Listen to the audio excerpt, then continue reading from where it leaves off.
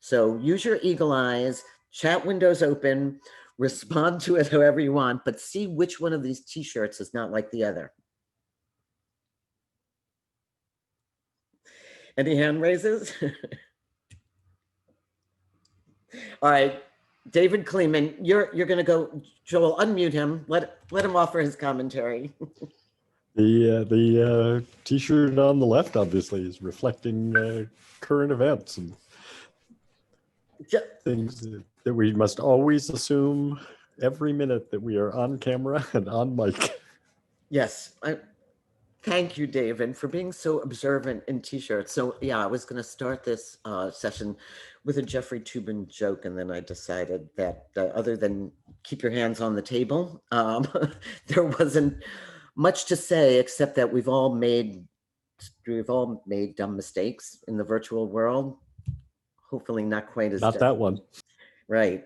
So we'll get started. I know a few people wrote to say they'd be joining late. For those of you that don't know me, I'm Robin Raskin, and our company, Living in Digital Times, was acquired by CTA, the Consumer Technology Association, thankfully before the pandemic. We are still consulting for them and helping them integrate our conferences and events into theirs, this year virtual. But we've been spending a lot of time thinking about this tremendous move to virtual, and we'll talk to you about what we're doing. I have on the phone with me, I have our spiritual advisor in a box, Marty Porter. You can raise your hand. Marty, after talking to Marty, I'm getting thousands of calls a day about virtual events. Well, let's do something about it. Linda Nessum, my business partner, is here, but refuses to go on camera. And it's great to see all of you. I've kind of missed you. So it has been 8 months that we've been at this pandemic, almost 9. That's like long enough to have a baby. And it's certainly long enough to change a lot of habits. I think I can name some good ones and some bad ones that came out of this, but essentially, you know, they always said old habits die hard. We didn't have a chance to let them die hard. They just died really quickly, and we were thrown into the deep end of the virtual events pool. And events, if Marion Bassard is on the phone from Toy Association, Toy Fair was probably the last live event before we were all quarantined. And so I thought about all of you and how well you have, how quickly you've moved and pivoted and taken your properties and created these incredible experiences. But when I looked at it, I realized everybody was kind of working on their own, doing their own demo.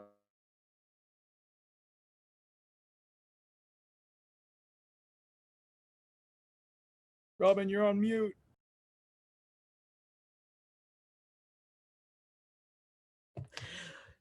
Thanks. So where did I leave off? Demo. So anyhow, you're all making lots of decisions kind of in a vacuum, and there's not a really good place to share information and experiences and learn from each other. So in a nutshell, if I could talk about our 9 months of life together here, we've thrown out rulers, square footage, plywood, and plastic, and we have started to look at digital storytelling, video, technical engineers, whole different set of skills, done super well. And most of you were doing things in the virtual world to augment physical events before this all started. So there was a ramp up, but now we're kind of thrown in there together. So at the VEG group, and it stands for the Virtual Events Group, and we are going to create a site where our company is called Solving for Tech. The VEG group will look at every platform to make it easy for you in a Tinder-like fashion to swipe through and figure out what's good, best practices, where you can hire a clown or a haptic device, where you can get the news on events, and hopefully keep you up to speed, but more important, keep you talking to each other. So feel free to chat during, I'm sure some of you recognize some of the others, and if not, you should know each other. So feel free to chat, make introductions. I thank you so much for this hour of your time. And before I introduce our first speaker, just to kind of get our baseline of how we've lived for the last 9 months, Joel's going to put up a quick poll for you to fill out to see where you live on the events continuum. And we'll give you a few seconds.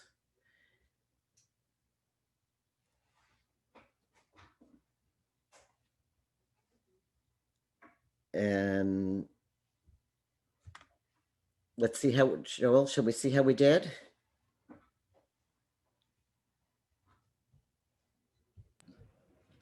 Can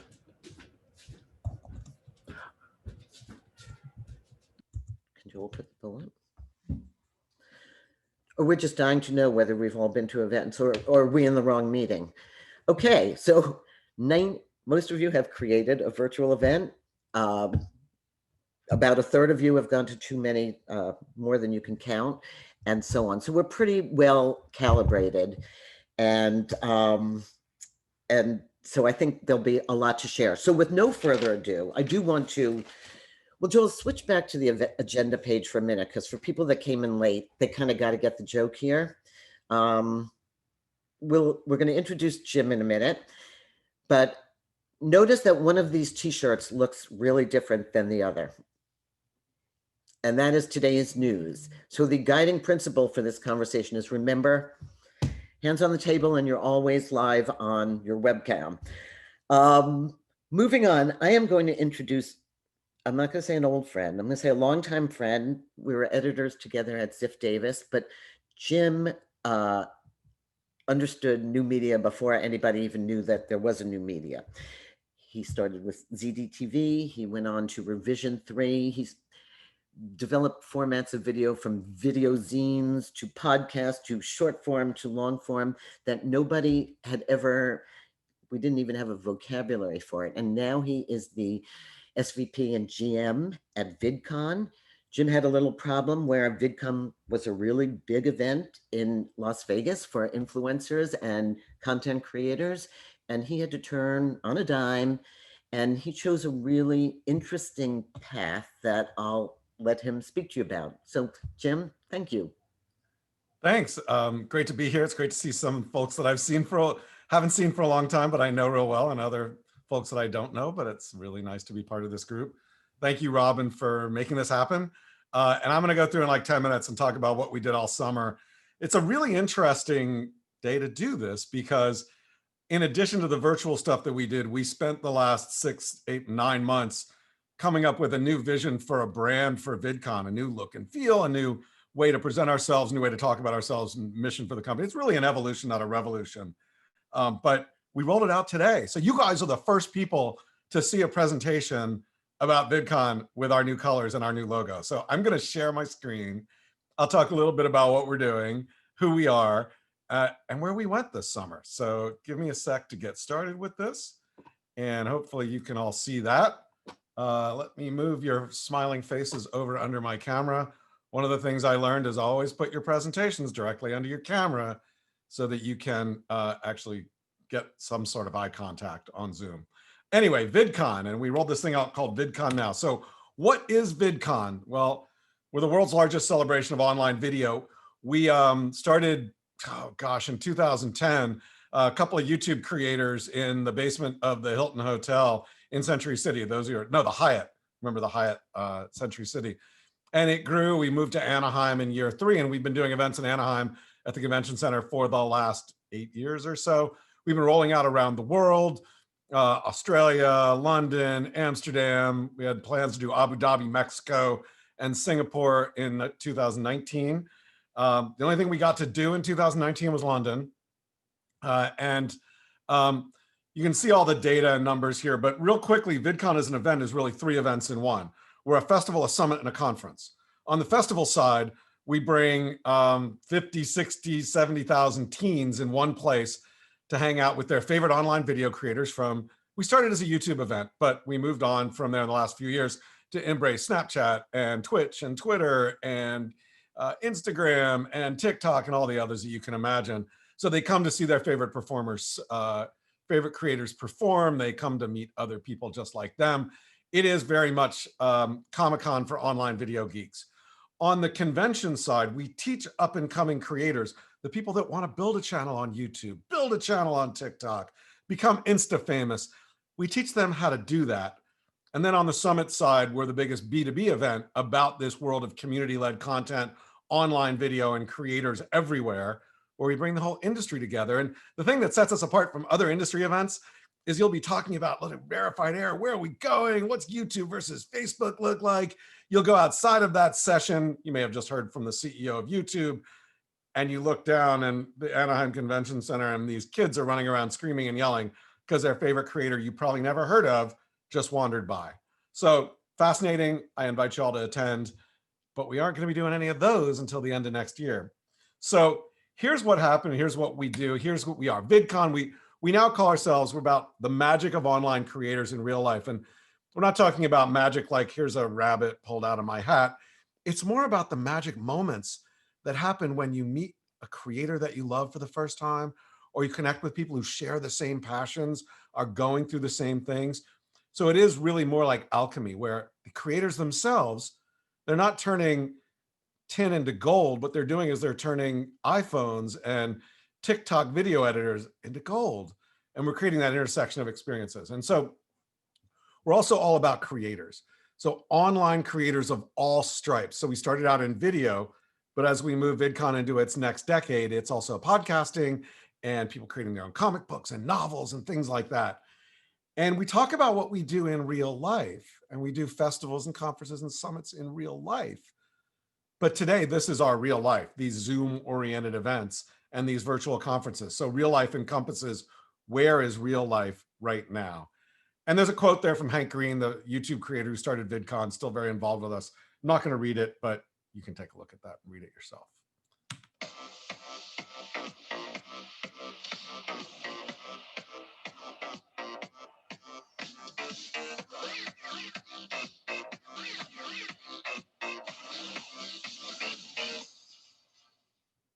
So that's 15 seconds on the new brand that we just rolled out today, the new look and feel.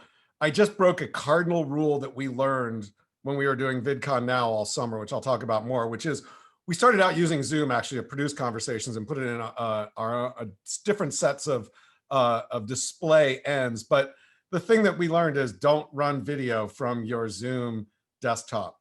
If you're going to run video, run it from a separate video machine that's plugged in as a separate guest. I just broke that rule, so hopefully the video looked okay. So when COVID hit, what do we do? Well, we sat back and we said, you know, we could just cry in our beer and not do anything until next year. And or we could go out and figure out how to activate our audiences where they are, how to bring in those top creators, do things for sponsors, and go direct to our audiences, all of our audiences, wherever they happen to be. And so we really wanted to prepare them for what's next, give them a little bit of fun, and really lead, we hoped, in what a virtual version of VidCon might look like. You know, we thought about doing it for a long time, but this was the kick in the butt to actually do it. So we launched this thing called VidCon Now. The idea was going out to those audiences, not just preaching to them, talking to them. We weren't making television, which is a really important distinction, particularly when you're part of a television company. We sold VidCon to Viacom 2 years ago, 2.5 years ago, almost 3 years. And that's the way time compression works in the age of COVID. And surrounded by television producers, we were very clearly not about TV. Everything needed to be live. Everything needed to have chat and Q&A. And we came up with and worked with and developed and brainstormed on and found some interactive elements to bring people together. So it wasn't just a one-way conversation. It was like the best of what you go to events for, which is to learn, to be inspired, to be entertained. But as we all know, it's also about the planned and the spontaneous, unpredictable connections that you make at events. How do we replicate those? We tried a lot of different things. We wanted to make sure we created a habit rather than just doing 3 days of a virtual event where everybody came and did 70 Zoom calls and walked away exhausted. We said, no, we want to do VidCon all summer. Started in mid-June, went through mid-September, and did between 10 and 12 things every week rather than trying to cram 100 things into 3 days. So we wanted to create that tune in. We wanted to create a little bit of FOMO, some exclusivity. And we didn't want to just replicate the on-the-ground formats, but we really wanted to be, platform intentional. Let's pick out some things that worked on different platforms, and let's find new experiences. Let's try new things and end up going with what works and throw out the things that don't work, which is what we did. And our hope was to break through the clutter of all the Zoom calls and virtual conferences that everybody's been rolling out with something that felt special, felt like VidCon, but added those elements that you really couldn't get unless you went to a face-to-face conference a year ago. So we went out and we looked at many different technologies and platforms, about 50 of them. A key part, by the way, of what we do at VidCon, like Comic-Con and others, are meet and greets, where you go and you can spend a minute or two and get a selfie with your favorite creator and actually talk to them and hug them and see them. And let's say that's not going to work in COVID. I didn't think we'd find something that worked, but we actually found this app called Chatalize that allowed us to do virtual meet and greets where 85 or 90 would stack up and get a minute with each creator, short conversation, quick snap of a selfie, and on you go to the next one. It actually worked. A lot of what we do, as you guys know, and you do as well, are panels and fireside chats and workshops. And so we looked at a bunch of different things to do that. We started with Zoom, producing through Zoom into a display layer on our website called Maestro, which came out of Twitch. And we used a video backend, CDN, that was internally created by Viacom CBS that they use for CBS All Access and Big Brother and live sports streaming. So it was fairly robust, which was nice. And I didn't have to pay for it, which was also nice. But we looked at a lot of different things. In the course of over the 13 weeks, after about 6 weeks, we kicked Zoom out and brought in Stage 10, which was a virtual cloud-based switcher, allowed us to bring things in. And by the way, I didn't go out and hire anybody to do the video production or to do any of the production. I took my team of 25 event producers, converted them into 4 different pods, and turned them all into live event producers. It was freaking tough. Morale before we launched, everybody was ready to tear their hair out and probably really tired of me. But once we started doing these sessions and people got to connect with the audience again, and they saw that actually it wasn't as hard as they thought, it turned out everybody got super psyched internally. The audiences were great. And oh yeah, by the way, the whole thing was kind of like a sorting hat from Harry Potter. You know, I shoved all the team in there. I didn't have to lay anybody off. And some of them emerged being really good at it. Some of them emerged being not so good at it. And now that we're going back to producing events full time next year, as well as keeping what we're doing going, I've got part of my team is actually going to do this full time, whereas others will go back to doing face-to-face events. So we also looked at enabling platforms. We looked at networking. How do we pull people together? I don't think we solved the networking problem. We used Icebreaker. We used some other Discord and some other things. But we're still working on that, and we'll get better at it. And I hope that this group can surface some things that worked as well. So our initial programming plan, 13 weeks, 12 plus sessions a week, a tent pole once a month, which is a big programming event around for our creators and our community, weekly program stuff, and then this Discord server. So I've always wanted an online community where I wanted people to come and interact with each other, but I didn't want a separate place like Slack for industry and somewhere else for community. Everyone needed to be in one place, just like at the event. We selected Discord because they were starting to work more with creators. And for those of you like Alfred and Robin and others who remember CompuServe, it's kind of like CompuServe updated for this new world, or AOL groups, or all those other things we used to do. And so we have a weekly schedule, and you can see it there. And we had a lot of fun and created a lot of different types of content. What do we learn? Well, that doing it with habitual tune-in actually works. Engaged and interactive, making sure you involve the audience, making sure you adapt to the environment. We are live, IRL, streamed to our site. We do encore performances on YouTube. We're going to start streaming the sessions live to YouTube. Okay, it's a repeat viewership, but YouTube rewards live, and all of our things are on YouTube after the fact. And we had a couple things that were real standouts. So even though we were just going for the US, we ended up getting 140 different countries. And Calle Poche, amazing creators out of Brazil, brought a huge US audience, but also a huge audience from Latin America. The crew, who are basically doing Roblox videos. If you don't know Roblox, it's the next generation of Minecraft. Super interesting. And these big tentpole events worked out really well as well. On the marketing and press side, our launch did really well.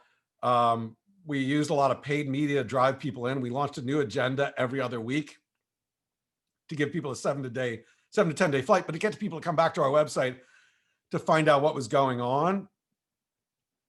We did organic social and our meet and greets and our creator chats. We also did these creator chats on Discord where 20 or 30 people could have a small group session with a creator. Those were email only through signups. One of our goals was to drive additional email signups to what we did. We wanted to build our email database back up, and hugely successful. We added 35%.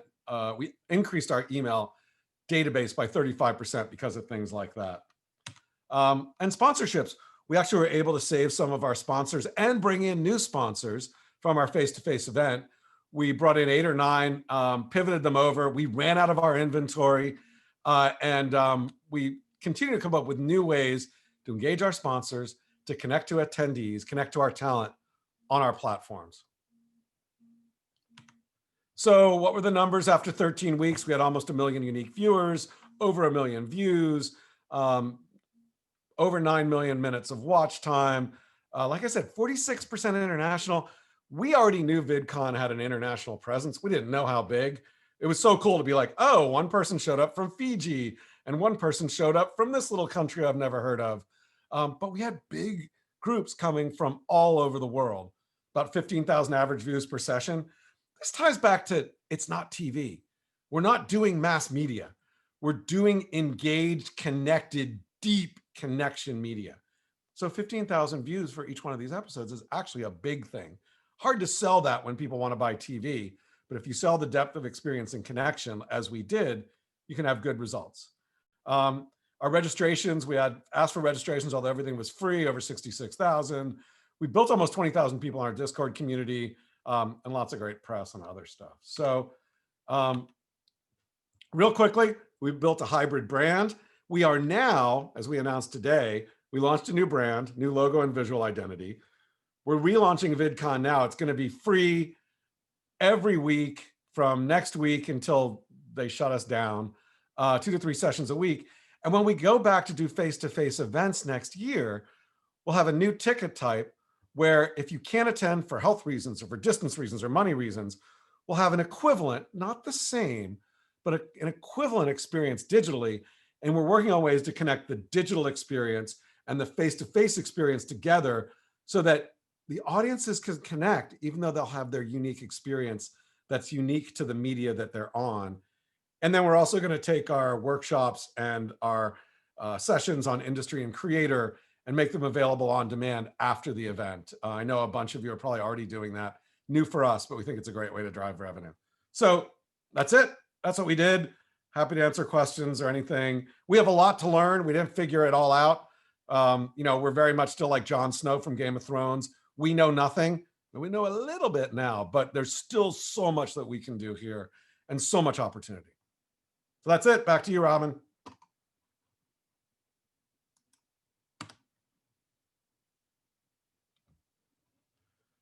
I don't hear anybody. Robin's muted. I'm muting myself.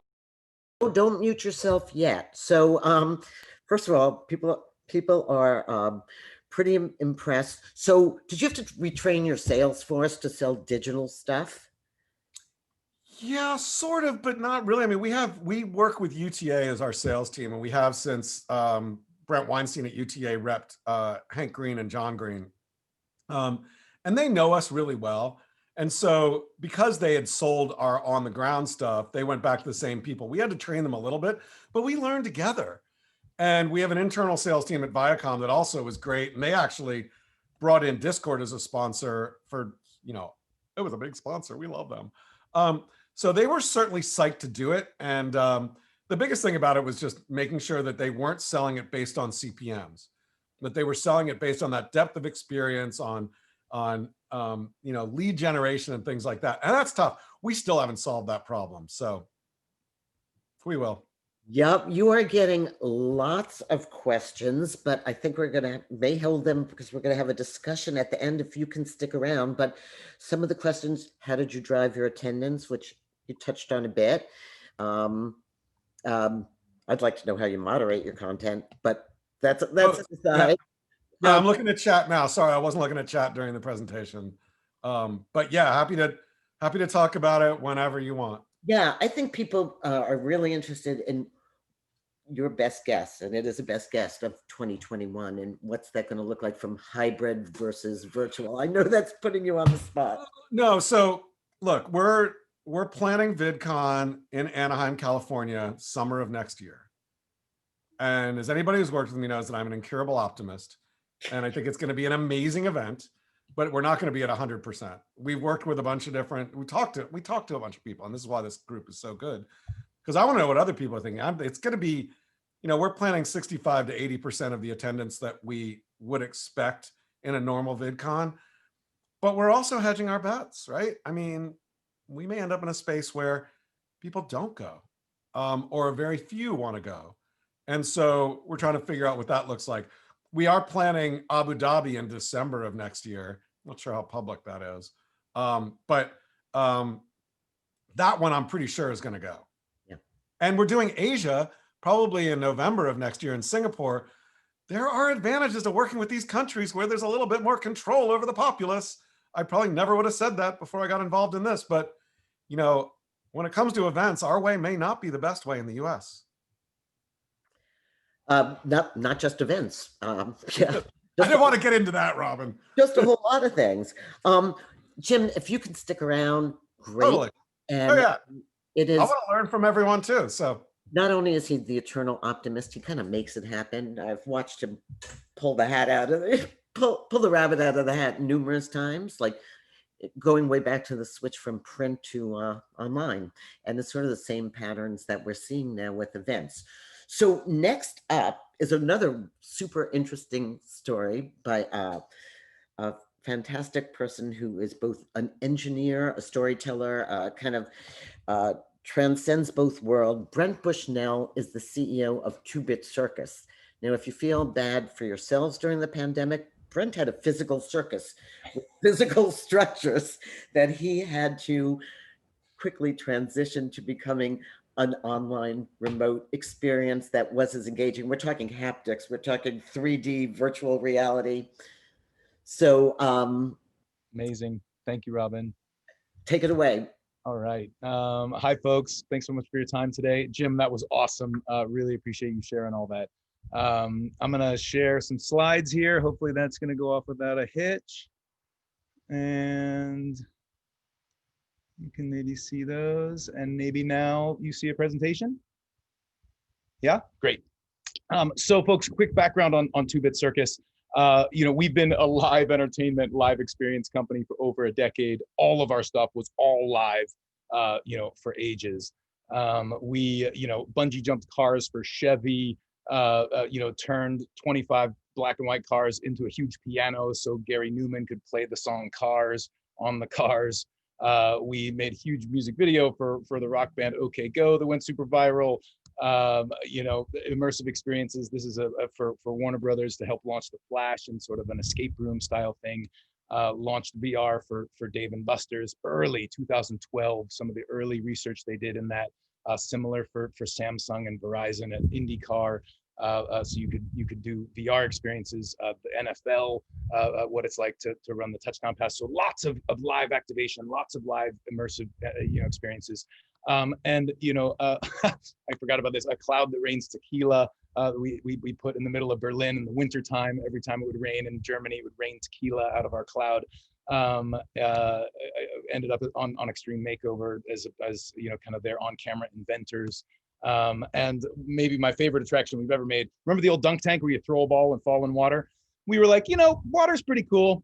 Fire is awesome. So ours is the dunk tank flambe. You're literally immersed in a fireball. You don't die because you're wearing this fire suit here. But it's absolutely spectacular. There's someone in it getting, literally burned alive. This is the kind of place we like to operate. Physicality, huge spectacle stunt. This is downtown LA, Broadway Street. So we really love that space. And for ages, it was all pop-up stuff. In 2018, that kid is not going to forget that. But in 2018, we said, hey, let's go and do this for ourselves. We ended up opening our own physical entertainment complex, what we call a micro amusement park.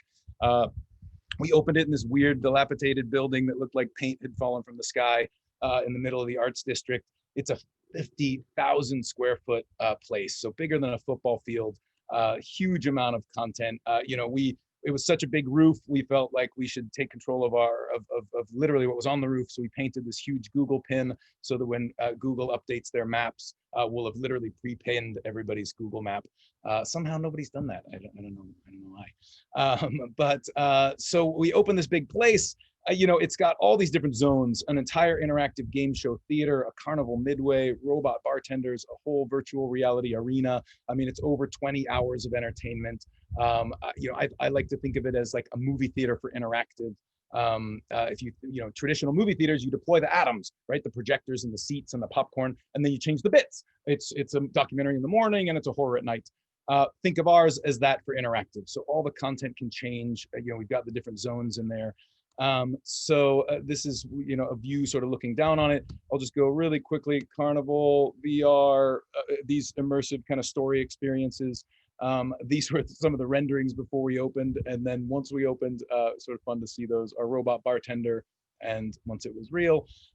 So lots of stuff like that. But this is what I want to highlight is this interactive theater. So this game show theater is 100 seats, touchscreens on every table, a stage, some podiums on the stage. This is a room for game shows and a whole variety of different game shows. We could do a science inventor family show, Saturday morning, and literally a late night sort of adults only, game show Friday night. We ran tons of different shows in here. And the second the pandemic happened, we thought, gosh, let's push this out onto the internet. How can we give this game show approach, for our audience, outside? So we developed what we call Remote, 2-Bit Circus Remote, and it's it's really a toolbox for game shows. One of the big theses with our stuff and with our park was, old entertainment was passive. You are watching, you're reading a book, you're watching a movie, you're watching TV. You are this passive observer of this stuff that's happening over here. For us, that future is interactive. You are part of the show. You're either a prime actor or an interactor. You're part of the experience. And so we really wanted to give people the feeling of being on the game show themselves.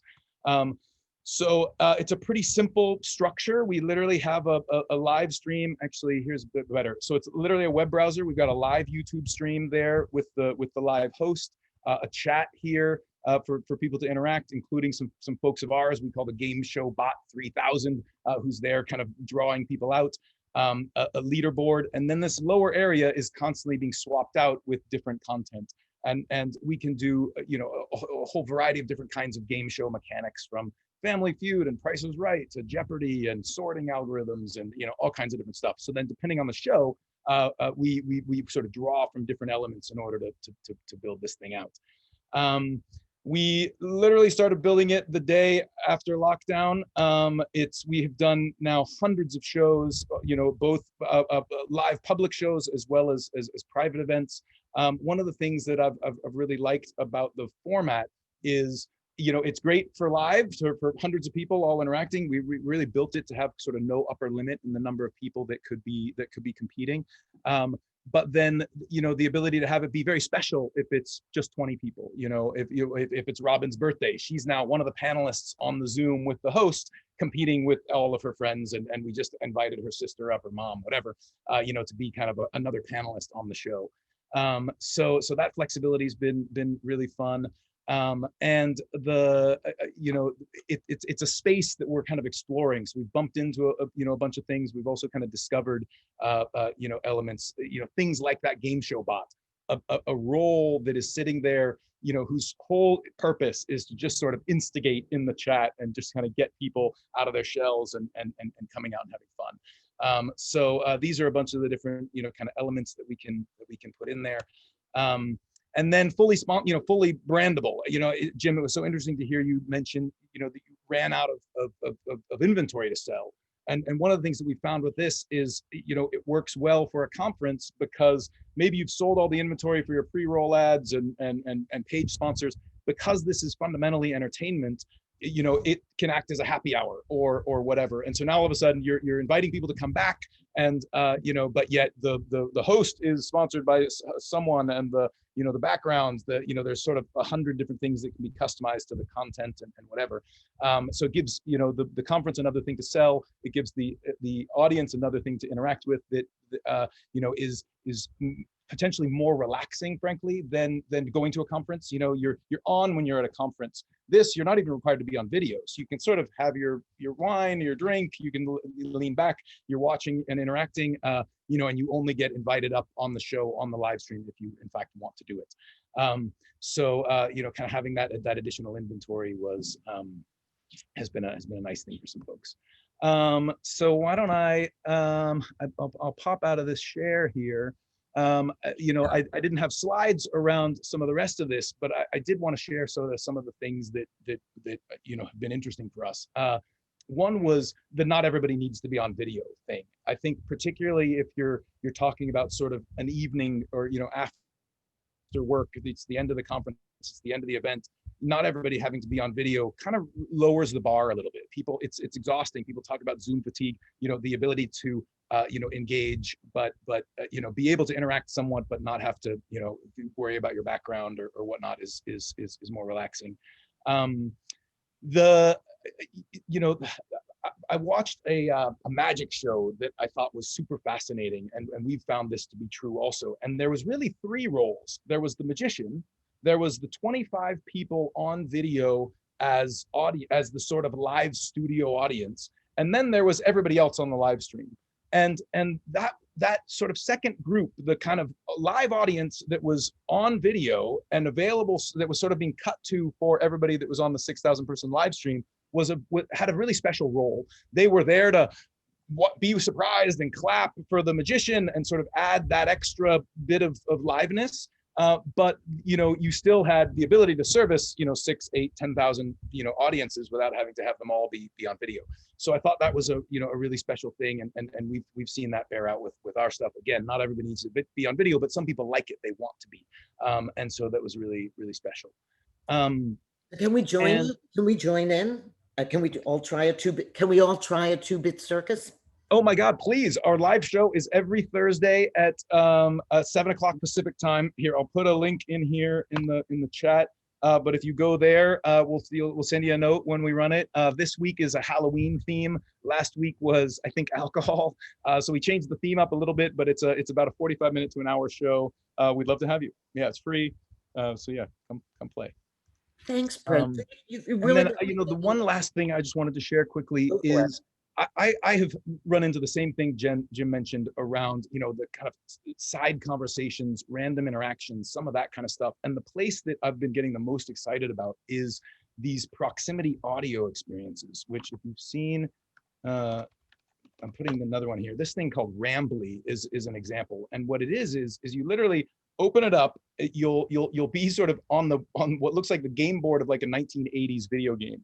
And then as people join, we're all have our little avatar and we can wander around. And if my avatar is close to your avatar, Robin, we can hear each other's audio. The second you walk away from me, all of a sudden our audio dies off. So it's something that video games have done for literally decades, but now that it is being, for now that everybody's sort of being thrown into gamer land, this is a great tool and super simple. So I highly recommend.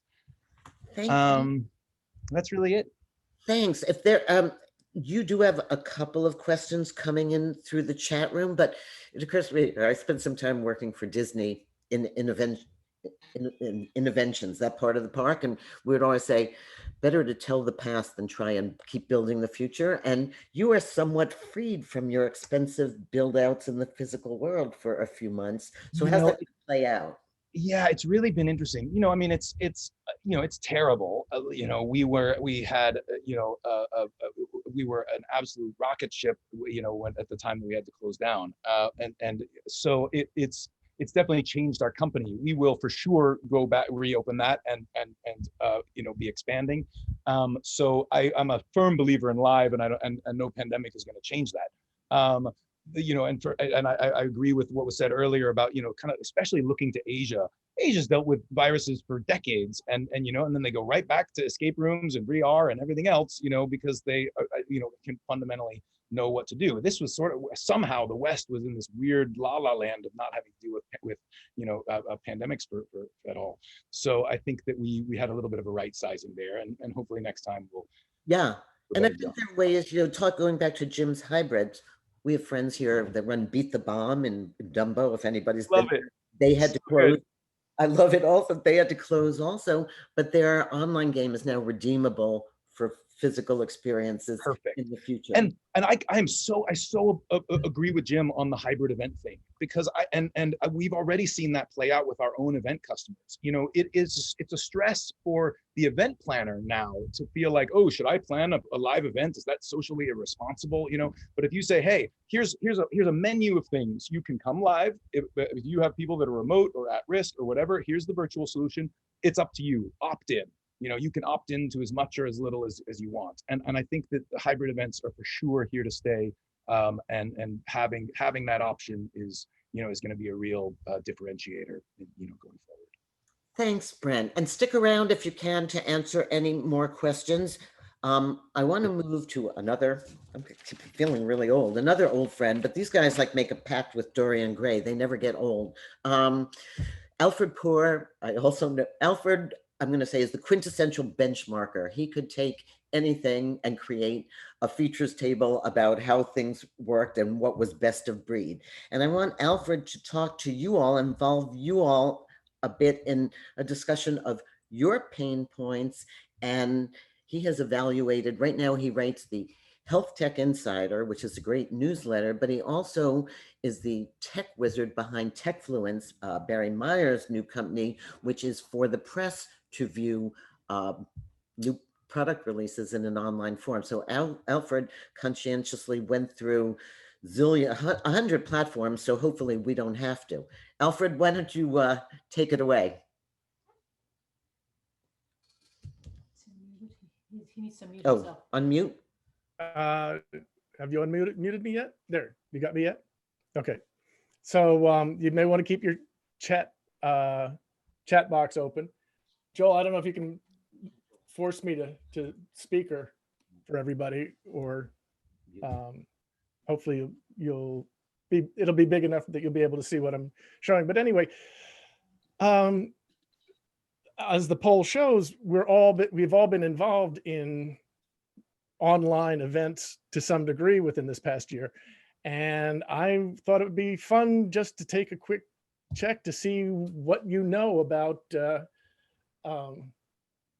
what's going on with online and how well you actually know the virtual world. So what I've got is I've got 3 multiple choice questions here. Unfortunately, we have no prizes. But if you have an answer for this, just put your answer in the chat and we'll take it from there. So the first question I've got is, according to a major national research project on this, which day of the week is the best one to send out your promotional materials for your event? Tuesday, Wednesday, Thursday, all of the above. So I'll give you a chance to put some A, B, C's or D's in the chat box and we'll see where that comes up. Wait for a few more before I give you the answer. We have a preponderance of D's so far. Yep, smart audience. So it's never right to choose all of the above. So I'll go with B. Good answer. Good answer. D. All right. Any more answers? Okay. Well, the answer is D. All the above. All 3 days get 20 to 21, 22% of the total registrations for an average event. So that means that the remaining 4 days amount to about as much as any one of those 3 days. So Tuesday, Wednesday, Thursday, those are the days to send out your promotions. Get on the right app there. So all the above, there we go. What's the average percentage show up rate for for those who register? 15%, 35%, 55%, 75%. The question is paid or free. This is across all. So it's can be in-house, it can be public, it can be paid or free. So we're getting B's, 55%. Okay. And the answer is C, 55%. Now, if you have more than 100 people registered, that drops to 43%. So rule of thumb is if you've got an event and you've got more than half of your registration showing up, you're doing well. And so my last question is about Salesforce. Some of you may have heard about this. Salesforce puts on annual events, have for 10 years or more. And they had an on-site, their big annual on-site event had 10,000 people in 2019. They had to pivot in 10 days last February to go from on-site to online. How many people did they get online in 2020? So 10,000 in 2019, in 2020, 20,000, 40,000, 60,000, 80,000. And I've lost track of which question we're answering, but we're getting a lot of good answers here. And I'll give you the answer. 80,000. 8 times the registrations because it went to virtual. So that to me is a pretty impressive result and a good measure of how we can make some lemonade out of all this. And so the last thing is quickly in the chat box, just type in what's your missing link. You've put some events on, maybe you haven't yet, but you're thinking about it. What's working for you, but what's the thing that's missing? What's the part that you don't have? What's the missing part of the puzzle that will help you get to where you want it to be? So we're getting some comments in here, and the point of this is not to give you answers to these, but rather to collect what it is that's your pain point. And part of the idea, with Robin can expound on this more, but part of the idea is that we hope to take this kind of information and use that as part of what we're going to provide for the community for VEG, so that we can help each other find answers to this. Of course, Jim comes up with free drinks. Well, Jim came up with free drinks, but David Kirkpatrick, I think you're still on the line. Do you want to unmute and tell everybody about your last event? I'm still eating. What do you want me to say about it? That you gave out the Harry and David packages amongst. Oh, well, I think compared to everybody else, we're a much, much smaller operation. But we started a membership program for Techonomy during COVID, and we don't have huge numbers, but what we've done for the 2 major events we've had is we have a kind of happy hour-ish speaker and member event afterward, where we ship them something. And this last week, Robin was involved as a moderator, and she's a big part of our community. We shipped the Harry and David box. Our owner happens to be the chairman of 1-800-Flowers, which owns Harry and David, which made it easier. But it was a huge hit. I mean, it was a probably $100 Harry and David thing, but these are people who were already paying us money for other things or who were our speakers. David, while we've got you on it, so your missing link was hallway and side interaction. Yeah. That's the serendipity part, right? Yeah, I've talked to Robin about this. And Hopin was, Robin wrote a piece for us about event platforms, and this was a big factor in her article. Yeah, I haven't found it worked in anything that I have attended or that I have put on. Good to know. Robin, can we get Marianne Pierce to Yes. unmute? Marianne, can you, yes. Sure. Marianne, are you there? Hi, Alfred. Could you just talk a little bit about yours, integration with other platforms? What kind of things do you want to move between platforms, and what problems is that creating? Sure. Yeah, I work mostly in the conference space in the financial services. And so we didn't miss a beat because the banks will trade when they're dead, So we went right into virtual. We've been doing webcasting because investment banking for over 20 plus years. I'm really, we're very strictly in a compliant wheelhouse, so we're all about show. But I would love to be able to have a seamless integration like with Grip, which is a terrific networking and using AI to match attendees, or even with a great data analytics platform like VividStream. So it's that API, it's like trying to create that platform of like getting beyond your own wheelhouse, sharing and integrating, so the user only has one login. Right. It's that sort of like concierge service, because right now the industry is so siloed, especially in the events industry. I'm better than you. Well, no. And also without having to hire a room full of coders to make it work and keep it flying. Yeah, but you can do it if you agree to cooperate, and whoever your sponsoring organization. I gave a keynote at IMEX on Friday about, we need to think a little bit differently because we're, platform, not silo thinking. So Exactly. you can disrupt. I think that we can disrupt to kind of for the better good. Maybe I'm a little too kumbaya, but I hope so. No, I'm with you. I'm a big fan of integration between platforms. So Integration is innovation, is what Yeah. we say. yeah, and it keeps from having to reinvent the wheel. Correct. And it gives you a chance to choose from column A and column B and put together the best experience. Well, it's about serving your client, but ultimately serving their customer, who is the attendee. So Exactly. it's about that. Yeah. So Robin, there you have it. There we have it. Quick quiz and some good points to explore. Yeah, and there's a lot more. And really, that is a perfect segue to our next order of business, which is ask what we can do for you. That we see this need, but we don't want to waste your time or our time. And so I put in the chat window, I have my email address. If there are other people you think would benefit from conversations, we all get so siloed into working, we forget that other people are doing the same thing and we can share. So if there are other people you think should be joining us on let's say monthly basis, if there are areas like CRM or registration or sideshows or home delivery that you think we should be looking at, let us know.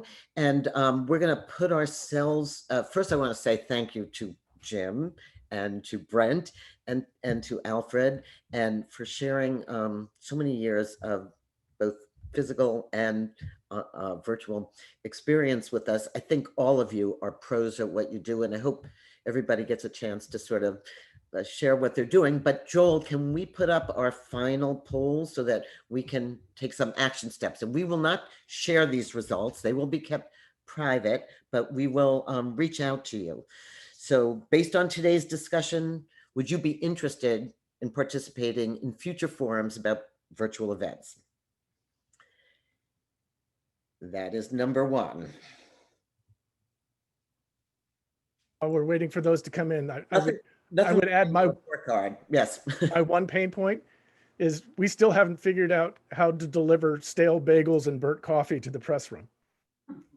Yeah. Well, It's yeah, awesome. and you notice they don't come as much without the burnt bagel. It didn't take much to get the press there. Now it takes more. Okay, Joel, next question. That was it. Oh. That was one question. Oh, damn. Okay, well, I put a question in the chat window. Everybody, if I'm trying to think if you can connect with other Zoom users. You can, because you're all on the invitation. That's you can all see who attended. But I will make sure if there's somebody you want to get in touch with, I'll do the matchmaking on a personal level. I so appreciate all of you. Not one of you said, "Oh, I'm just going to take the next 9 months off and sit around." And couldn't appreciate you all more. Keep doing what you're doing. We'll send out a next meeting time, and we'll figure out another exciting program for you. So thank you. Have a great day. Thanks for spending your time with us. Joel, can you put up for anybody that missed it in the beginning? We love this slide so much. See if you missed it, what t-shirt is different than all the others. Joel will give you your last, yep, he's not the Alfred t-shirt, not the Jim t-shirt. Okay, check out, we had to modify this for today's meeting. We couldn't help it. So thank you. Thank you all. Talk to you soon. Bye.